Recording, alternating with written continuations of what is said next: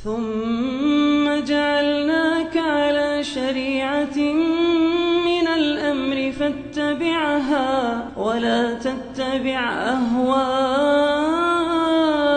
الذين لا يعلمون.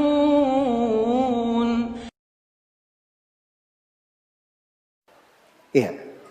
Bahkan bid'ah itu, kata Syekhul Islam Ibnu Taimiyah rahimahullahu taala, bahwa pelaku bid'ah itu dosanya atau bid'ah itu lebih besar daripada maksiat yang memperturutkan syahwat menurut sunnah Nabi sallallahu alaihi wasallam dan kesepakatan ulama.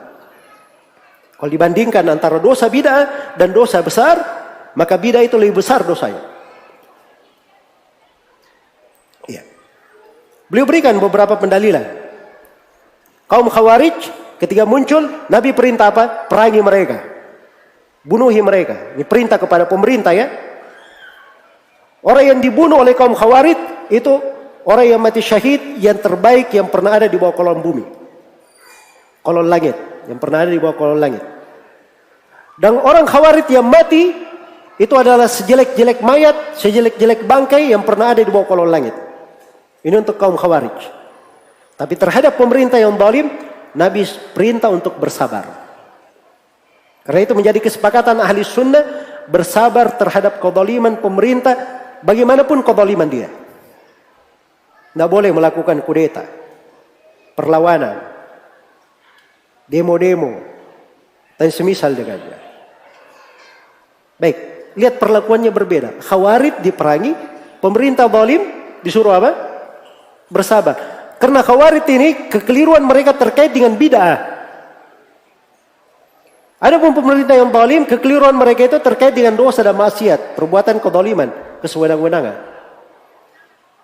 Karena memang bid'ah itu lebih besar bahayanya di dalam syariat, hukumnya juga lebih besar di dalam agama.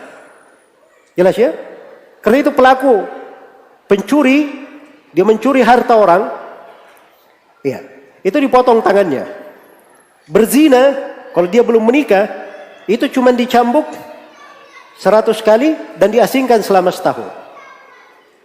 Jelas ya? Tapi kalau dia adalah orang yang menyampaikan bid'ah dan mengajak manusia ke situ, menyesatkan manusia, itu pemerintah boleh memenggal lehernya. Ini saya berbicara pemerintah ya, pengadilan, bukan orang per orang. Jangan sampai ada yang menukil lagi dari saya. Ustadz boleh katanya membunuh ahlul bidah. Wah gawat juga saya nanti. Ini hukum pemerintah. Sebab hukum-hukum yang seperti itu memang di dalam syariat Islam itu hanya boleh dilakukan oleh pemerintah. Tidak ada di dalam syariat kita ini apa yang namanya main hakim sendiri. Apa yang namanya apa? Main hakim sendiri. Iya. Makanya itu cuma ahlul bidah saja yang biasanya kerjanya main hakim sendiri. Ada masalah?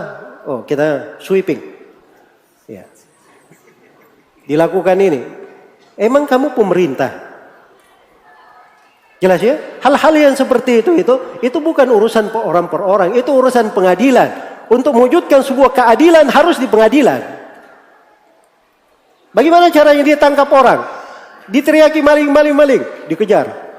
Digebukin sampai mati. Ternyata dia tidak maling. Siapa yang berdosa? Cuma dengar informasi saja maling. Jelas ya? Datang ke tempat kemungkaran. Wah ini berzina ini. Kenapa? Karena dia ada di tempat perzinahan. Itu tidak benar pembuktian. Orang mencuri saja, dia mencuri. Itu kalau dia masuk ke pengadilan, pertanyaan yang pertama dia tanyakan barang apa yang dia curi. 1. Nilainya berapa? Tanya nilainya. Sebab yang dijatuhkan hukum potong tangan itu harus pada barang yang nilainya 1/4 dinar ke atas. Jelas ya? Baik. Ketika dikatakan dia mencuri, ditanyakan mana saksinya. Kalau ada yang berkata, Pak itu tetanggaku itu. Ya, memang mentong dia sering seperti itu.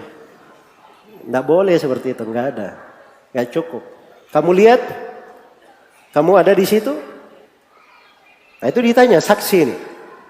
Ya. Kalau maju saksi, saksinya diperiksa lagi. Ini persaksiannya bisa diterima atau tidak?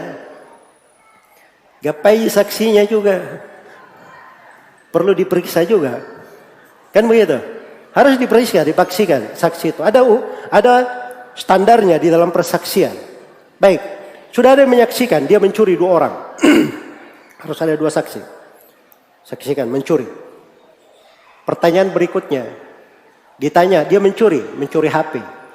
HP-nya HP apa? Oh HP-nya ini Pak, HP bagus. Nokia tahun 90.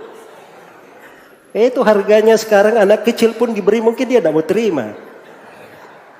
Dipakai lempar anjing pun belum tentu berfungsi. Jelas ya?